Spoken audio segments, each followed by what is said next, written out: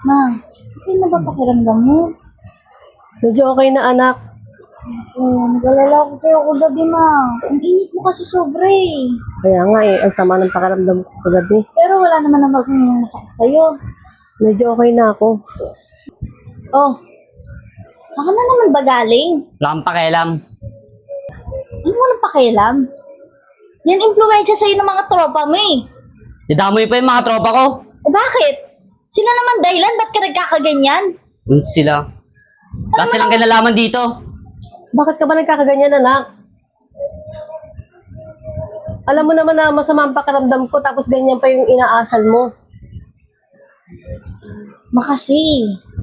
Pinayagan niya din kasi sa mga gusto niya, kaya ayan tuloy. Wala nang respeto sa atin. Sa inyo. Tapos tingnan mo. Lagi pang sinasama yung lalaki na yan, hindi naman natin kilala. Kala nyo di ko kayo naririnig?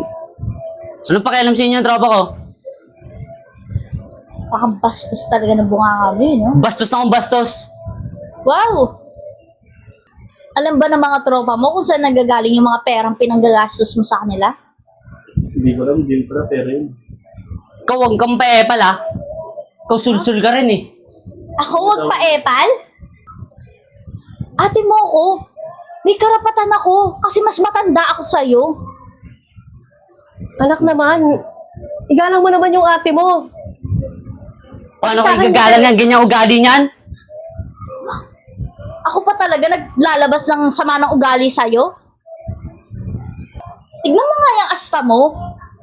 Kala mo tropa mo lang din yung kausap mo. Ang sinasabi? Ano ba ulam? Gulay. Tang, gulay yung food. Tara, sino muna tayo dyan?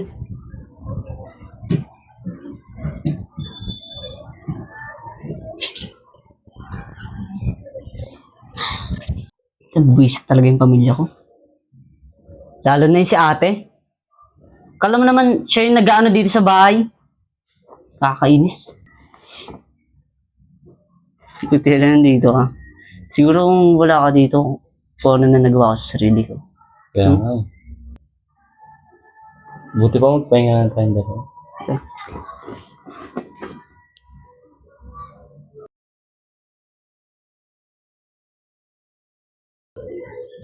Yan, tumaga marami ha. Ano yan? Ang ginagawa niyong dalawa? Dito naman. Bakit? Layan pa kaya? Teka lang naman, ano ibig sabihin yan? Tsaka, bakit mo siya pinapakain? Yan ano naman. May ginagawa ko dito eh. Tsaka, ikaw na lalaki ka, di ka ba hinahanap sa inyo? Hindi po. Ano, dito na lang titira yan? Ano sa mga yan? Layan pa kayo dito ah. Kayo nga, umalis na nga kayo. May ginagawa kami dito eh. Panggulo kayo dito eh. Busy. Alam mo, mas mabuti po pumasok tayo sa kwarto. So, buti nga yan. Kamali ka na. Tara.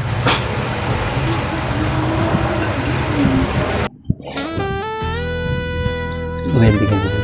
Kanina pa.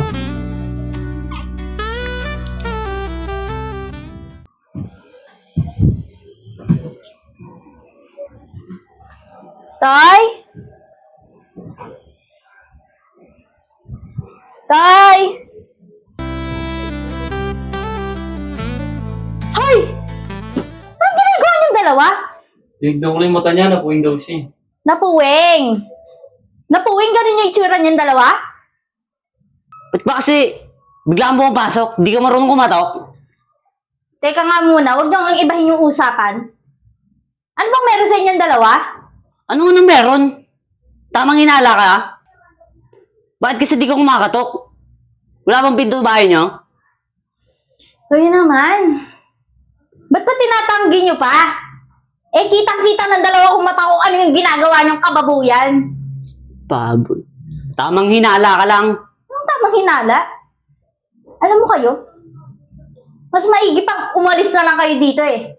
Huwag kayong magkalat dito ng kung ano-ano. Binababoy niyo yung bahay eh. Binababoy. Wala naman kami ginagawang masama dito. Nakahiga lang ako. Walang ginagawang masama? Sigurado Oo. ka? Alam mo ikaw, Tristan, hindi na ako naniniwala sa mga sinasabi mo eh. Nung una, naghihinala na ako eh. Nagsusubuan ng pagkain? Seryoso ba? Tapos ngayon, makikita ko kayo dito sa kwarto na ganyan yung ginagawa nyo? Ginagawa mo lang kami ng issue eh. Ano ba gusto mo? Alam mo, tama na. Tama na yung pagsasalita mo. Yang kabastusan mo. Kabastusan yung dalawa.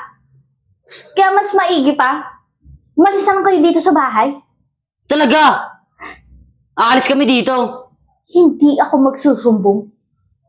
Pero ang gusto kong mangyari, wag na kayong babalik dito sa bahay. Aalis talaga kami dito. Tara na.